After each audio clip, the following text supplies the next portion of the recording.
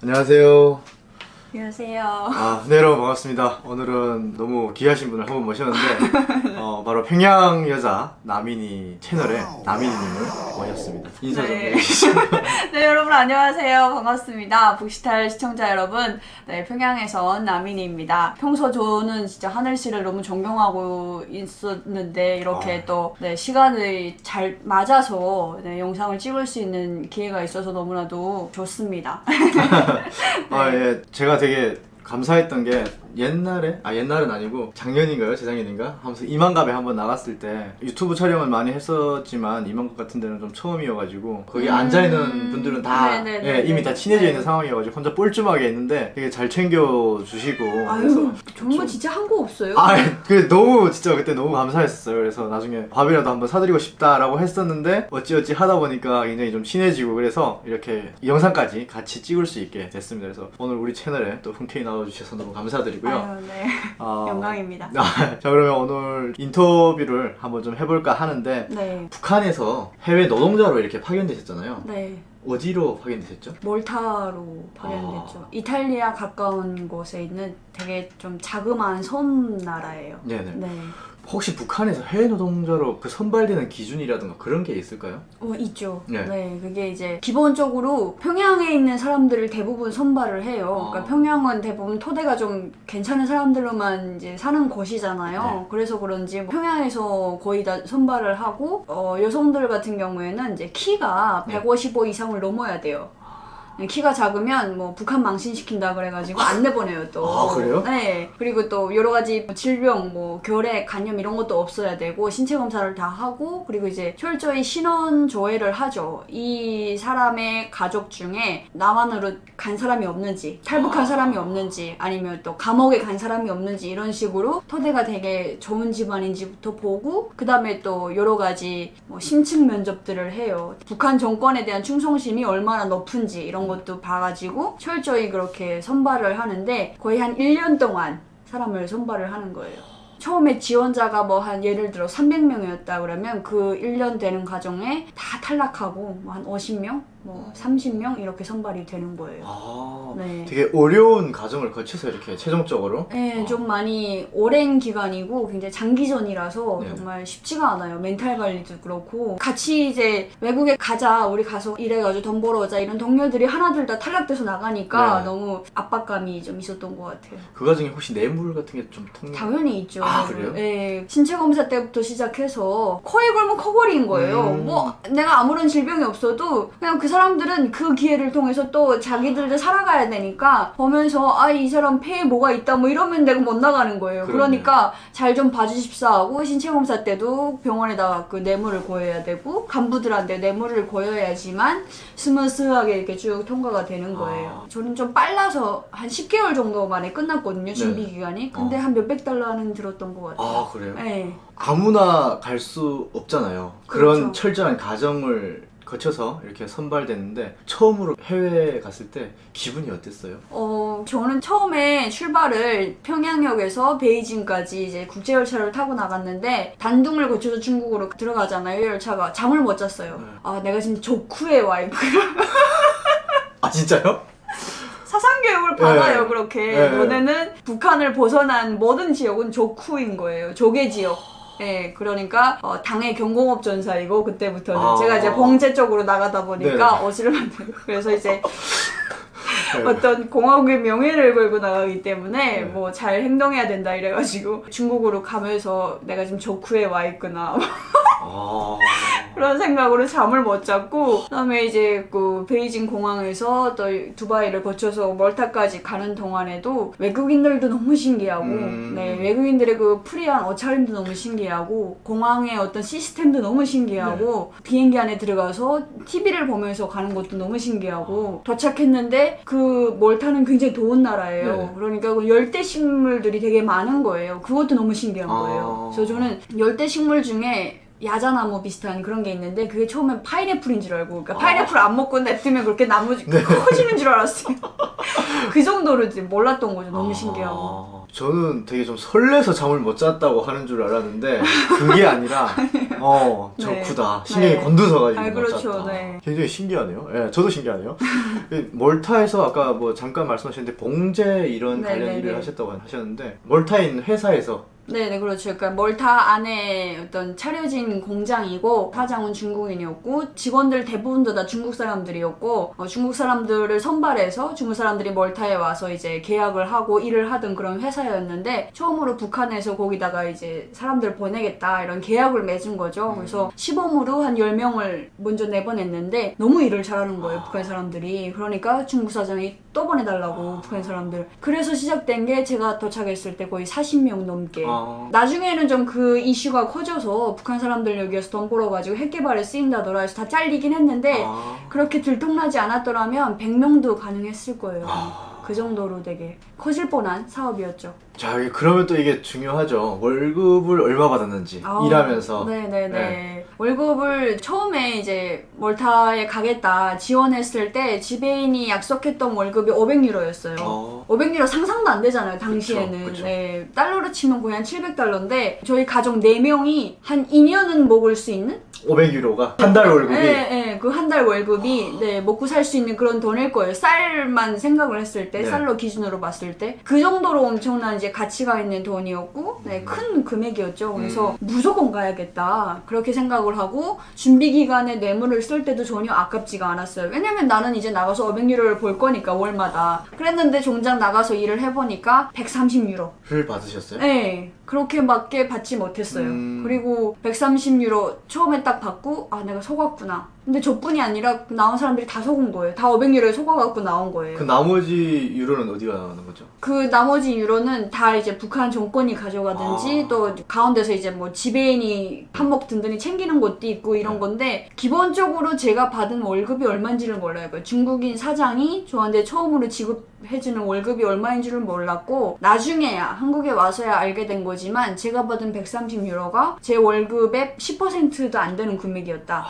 그러니까 90% 이상을 가져간 거죠. 그 130유로로 생활하는데 불편함이 없으셨어요? 굉장히 불편했죠. 물가는 유럽 물가예요. 네, 북한 물가가 아닌 거예요. 네네. 그러니까 130유로? 거기서 과일 하나만 사도 2, 3유로가 그냥 쑥 없어져 버려요. 그리고 뭐 그 음식 자체는 제공이 되는데 숙소에서 중국 음식이라서 굉장히 향신료가 강하고 입에는 잘 안 맞아요. 그래서 저희는 저희대로 따로 영양 섭취를 해야 되는 거예요. 김치도 먹어야 되고 우리가 만들어서 먹어야 되고 그러면 배추도 사야 되고 이러는데 배추 같은 경우는 막 3, 4유로 이러니까 먹는 것만 거의 뭐 순식간에 막 3, 40유로가 나가버리는 거예요. 그러면 저축할 돈이 없어요. 그래서 먹는 걸 극도로 아꼈어요. 목표가 월에 100유로는 무조건 내가 저축을 한다. 그래가지고 진짜 바나나를 7개짜리 이제 그 한 묶음이 한 1유로였는데 그걸 사서 하루에 하나씩만 일주일을 버티고 막 그렇게 그리고 가장 저렴한 밀가루만 사서 그렇게 먹기도 하고 그랬었어요. 그게 생각보다 진짜 네. 녹록치 않은 생활을 그렇죠. 이렇게 하셨네요. 그러면 멀타에서 혹시 인터넷을 써보셨나요? 아니요, 인터넷이라는 것도 몰랐지만 네네. 궁금하긴 했어요. 이제 휴식 시간도 그렇고 가끔씩 외국인 노동자들을 보게 되면 자꾸 핸드폰으로 보는 거예요. 뭘 보는데 한국 드라마를 봐요. 그 친구들은 이제 번역이 된 걸 보는 거죠. 나는 저 번역 안 된 것도 볼 수 있는데 네네. 그래서 괜히 막 옆에서 야 이거 우리 같은 민족이라고 같은 말을 네. 쓰는 사람이라고 네. 막 이러면서 대리만족을 느끼기도 하고 근데 보니까 뭐 인터넷을 통해서 유튜브를 보기도 하고 막 그러더라고요. 근데 유튜브도 몰랐고 인터넷을 접근할 수가 없었어요. 핸드폰 자체가 금지되어 있기 때문에 저희는 핸드폰이 없었어요? 핸드폰을 소지할 수 없었어요. 네, 그래서 궁금한 채로 그냥 그 스마트폰 봤을 때 되게 신기했겠어요. 엄청 신기했죠. 삼성 뭐 이렇게 박혀 있는데 그때 이 삼성이 한국 거구나. 근데 다 삼성을 쓰는 거예요.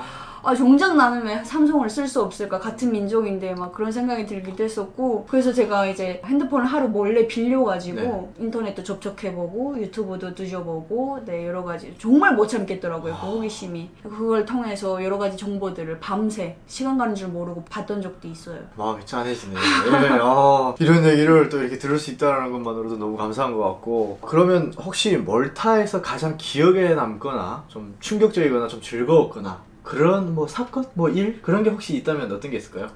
네. 그게 이제 제가 이만갑에서도 얘기를 했었는데 네. 클럽이라는 것을 멀타에서 처음 가봤어요. 제가 아는 그 클럽이요? 네. 근데 이제 멀타의 지배인이 식당을 한번 좀 오픈해 보려고 네. 이제 시범적으로 계속 하던 사업이 있어가지고 제가 또 북한에서 요리를 배우고 했기 때문에 주말마다 이제 한 두세 번 정도 뭐 식당에 가서 일도 도와주고 뭐 그랬던 적이 있었거든요. 그래서 다 이제 단체적으로 봉제공장에 소속돼서 생활을 하다가 그때 한번 처음으로 이제 식당이라는 곳에 가가지고 시내 구경도 하고 뭐 이러면서 뭐 일을 도와줬던 적이 있는데 거기에 이제 한국 분들이 오신 거예요. 그러니까 그분들은 어학연수를 오셨던 분들이고 북한 음식 판매한다 그러니까 왔던 분들이고 그래서 그분들이랑 이제 얘기하다가 클럽에 가자고 하더라고요. 그래서 클럽이 뭔가 그랬는데 그냥 맥주만 마시는 곳이다 그러시더라고요. 그래서 네. 그럼 가요 뭐 이렇게 얘기를 하고 갔어요. 갔는데 정말 근데 거기 클럽은 거리 자체가 다 클럽 거리예요. 세상에 그런 거 진짜 처음 봤어요.